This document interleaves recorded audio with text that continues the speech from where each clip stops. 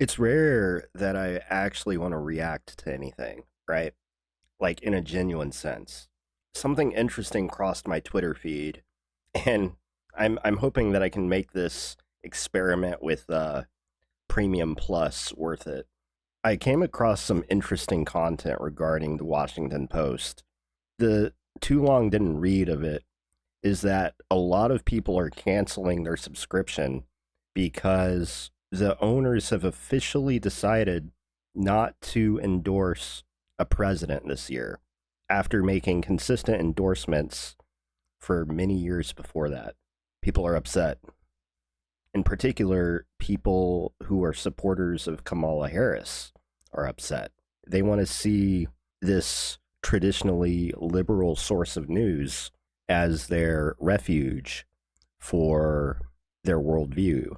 And with such a big decision, people are protesting. Is it effective, though? I think it's effectively hilarious. So let's take a look at what they've been throwing around. All right, so I want to just take a few minutes here and start looking at some of the things that I've come across. It's kind of funny. So it started with this post by Caroline Kitchener, who is CA Kitchener on X. I cover abortion for at Washington Post. Apparently, she has Signal as well.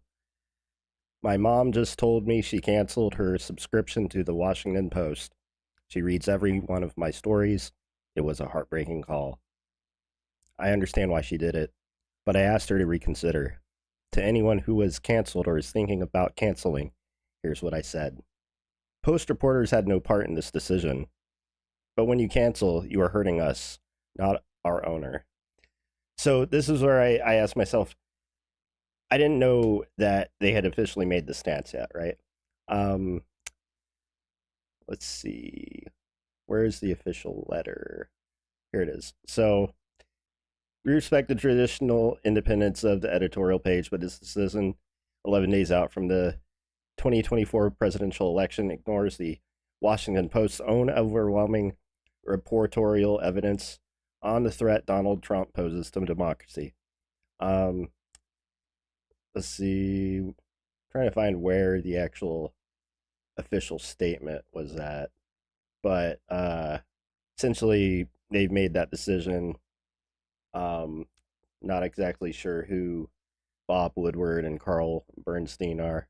Under Jeff Bezos' ownership, the Washington Post news operation has used its abundant resources to rigorously investigate the danger and damage a second Trump presidency could cause to the future of American democracy, and that makes this decision even more surprising and disappointing, especially this late in the electoral process. Back to Caroline Kitchener. I feel lucky to work at a place that doesn't blink when I say I need to fly to Texas to meet a woman whose life has been changed by an abortion ban to document the impacts of Dobbs up close. I can only do that if we have subscribers who support us. Uh, you know, um that's the whole point of the cancellation. You know, maybe you shouldn't work there, right? Like if I were someone who was in this cancellation camp, I would be wanting to cancel the company, not just it's like sure there is a separation between this, but it's like if you disagree with that decision, um like you can't so this is actually really directly related to Nassim Taleb and his book Anti-Fragile, as well as the other books in his series, The Inserto, which includes Skin in the Game, um, The Black Swan, The Bed of Procrustes, uh, oh, Fooled by Randomness. There's discussion in the book, or in the series of books, about two types of jobs. And there's a lot of other different ways of looking at this concept outside of just this example. But take two types of jobs, right? Like someone who's a lifelong corporate ladder climbing person who's very dependent upon their position, and anything that would threaten that position is very bad and can't be had. But if something bad were to happen, would cause their world to come catastrophically, crumbling down. In the other type of job, it's more robust, like a taxi driver. You have the ability to go some days with more jobs and other days with less jobs, and everything kind of averages out over time. And it's supposed to be a much stronger position. I'm not saying that it's better to be a taxi driver, obviously not that. But in the scheme of like the emergence of a lot of the gig economy, for instance, although exploitative of the worker, does offer a form of mobility that allows for someone to have more optionality. And really, that's what it's all about. Like, if you were so dependent upon this job that you can't move to another, company, then I think that's a very bad position to be in. And if you're going to spend the time to post on an outlet like X, which, dare I say it, doesn't have nearly as many readers as a place like Facebook. Like if I were this woman and I wanted to get a message out about how awful it is to lump the employees of a company in with the decisions made by its ownership, should this not prompt a mass exodus of the company? Um, I did read that editors have been quitting, and what I found really funny is this post in particular. It's funny to see all of the I'm leaving Twitter people from 2 years ago leaving the Washington Post instead and then posting it to X. I do find this very ironic, especially a dude like Keith Olbermann. I used to respect Keith Olbermann, but he has become so bitch made in the last like 8 years, right? Oh my god, he's bitch made. Jesus Christ. Like a lot of dudes that like I used to respect. And it's not because they're quitting WaPo, it's that they're hypocrites, right? Like Mark Hamill. I was just talking about someone about Aikido in the context of one of my favorite movies of all time, The Guyver, which is based off of the Japanese manga, got Bio Booster Armor Guyver, right? Fucking phenomenal movie. Um, One of Mark Hamill's low key like bangers. Like a lot of people are unaware of the fact that Luke Skywalker did movies besides Star Wars. Um, Andrew Weissman. So all these people were paying for WaPo and now they're not. The most entertainingly ironic outcome is most likely nice. Elon's pretty on top of this. WaPo endorsements: 1992, Clinton. 1996, Clinton. 2000, Gore. 2004, Kerry. 2008, Obama. 2012, Obama. 2016, Clinton. 2020, Biden. 2024, none. Even the liberal Washington Post knows Kamala is a terrible candidate. So the angles that I've read about why WaPo would do this is that some fear retaliation against the organization if they are to speak ill or to whatever, even though it still says democracy dies in darkness up at the top. Now, something even more hilarious that I found when I decided, okay, I haven't been to the front page of WaPo in God knows how long. Why not? Let's check it out. And over here in the opinions column, it has fallen to me, the humor columnist, to endorse Harris for president, which is kind of hilarious. Let's see. Can we do a bypass?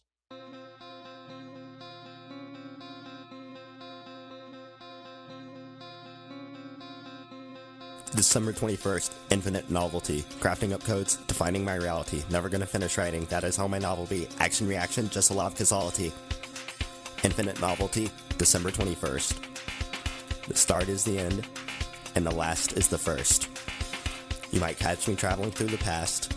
It's a blast. I get nasty. Fuck you, I'm a gamma ray burst.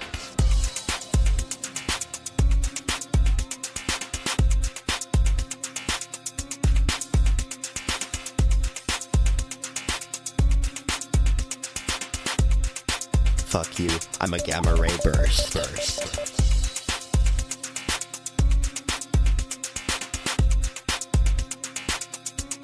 I want to read the whole post.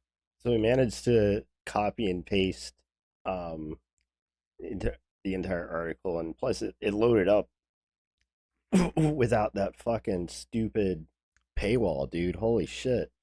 I don't know if if the paywall loads on every version of the site now that I asked the question. Interesting.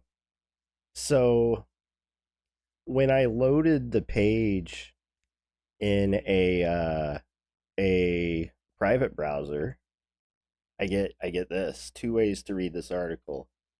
Create an account free, subscribe every 4 weeks, which is a different paywall than I got in the other window.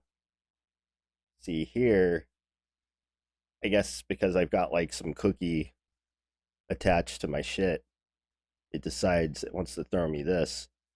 So the only way I was able to actually get the article was by loading it up in fucking Burp Suite. So it has fallen to me, the humor columnist, to endorse Harris for president. Isn't this what a newspaper is supposed to do? Also, I just want to laugh.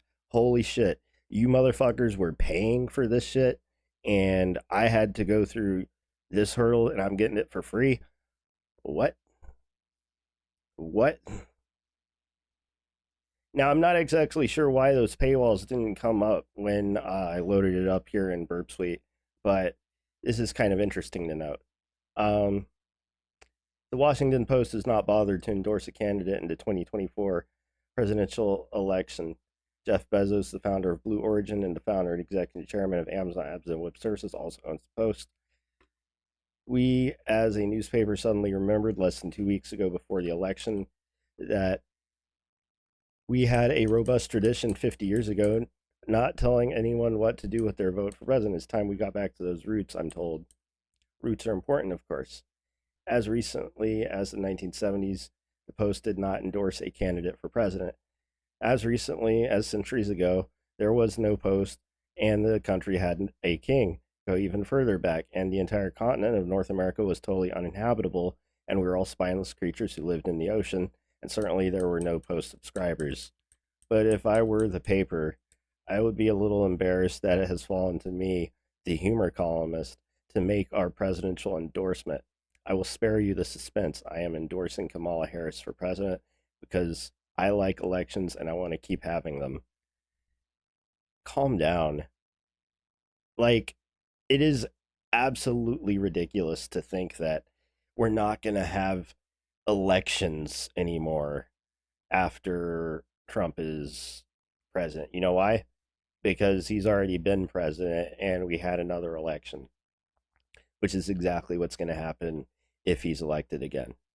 We're going to have 4 years of Trump, and then we'll vote again, and there will be another president, and he'll be on. So, calm down.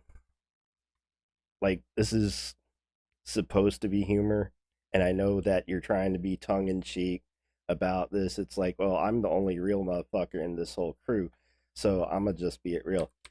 Let me tell you something. I am having a baby. It's a boy, and he's expected on January 6th. Awesome. He's got my birthday. Amazing. Congratulations, Miss Alexandria Petrie. Let me know if he actually does, because then we'll be birthday brothers. Much further, people forget that January 6th is also a couple other people's birthdays. Alan Watts, Joan, Joan of Arc. And it's also an important day in Christianity called the Epiphany. The Epiphany was the day that baby Jesus received his gifts from the three magi: myrrh, incense, and gold, I believe. Um, no, sorry, myrrh, frankincense, and gold. This is either slightly funny or not at all funny. Coincidence can be funny. This whole election, I have been lurching around, increasing, heavenly pregnant, nauseated, unwieldy, full of the commingled hopes and terrors that come every time you are on the verge of introducing a new person to the world.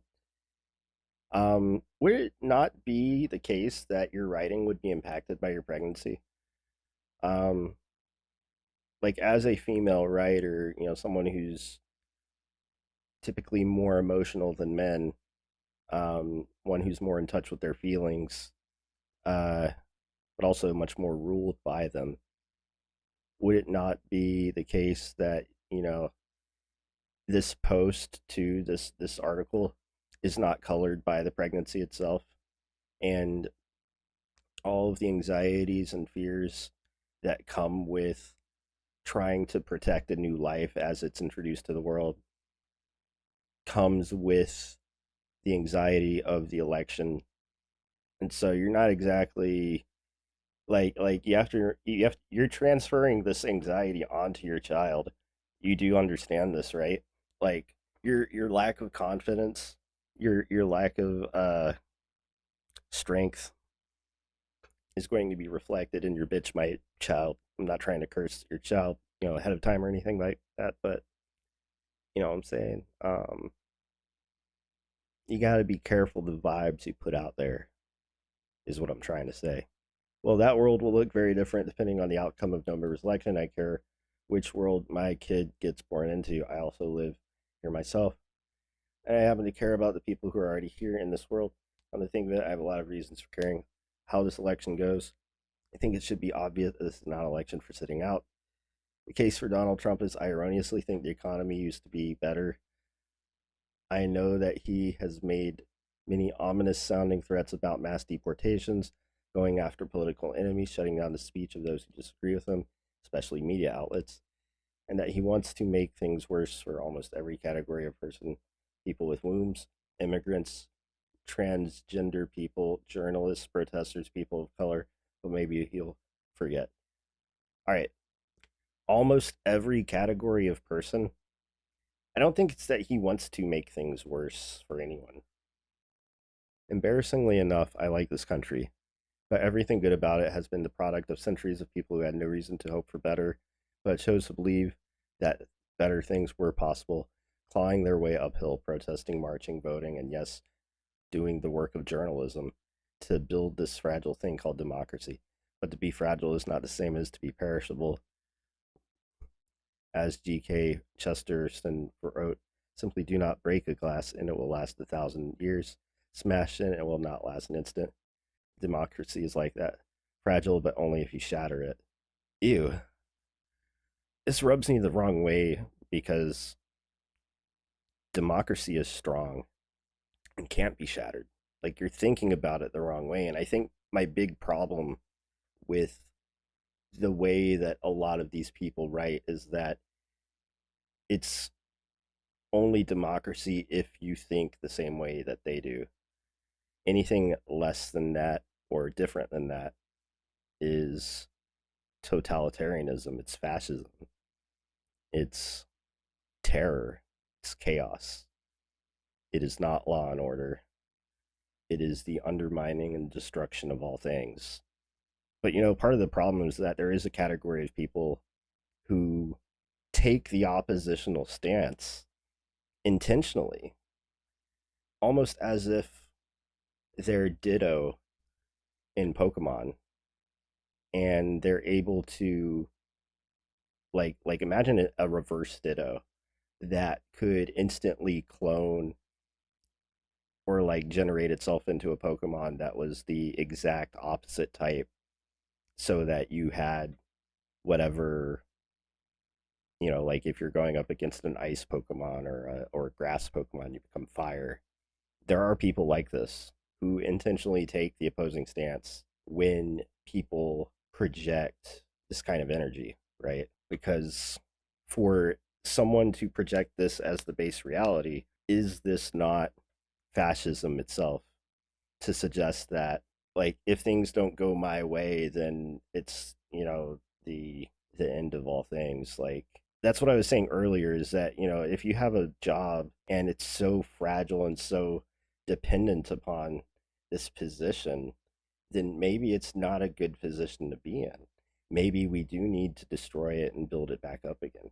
And I think a lot of people are terrified of this prospect, of the fact that we might need to actually destroy things and rebuild them from the ground up. The whole point, especially in software development, is that if a system is fragile, it needs robustness and it needs strengthening, it needs testing. You need to be able to handle the edge cases. You need to be able to think ahead and be able to see what's going to happen to this system very far down the road. And y'all didn't see this coming, did y'all? That shit's funny. I think that fact is far more funny than this entire column has been. I think I'm a much better humorist than Alexandra Petrie. I'm very sorry to hear that you've unfortunately chosen to participate in the machine of breedery. Punish a life form by bringing it into the world with so much anxiety. Maybe this is just me, but maybe it's jumping the gun a bit. Maybe we need to charge her for child abuse. Is it possible to charge someone for a crime on a child before the child's been born? It's still in her womb, and it's due for January 6th, so that means that she's like 6 months in.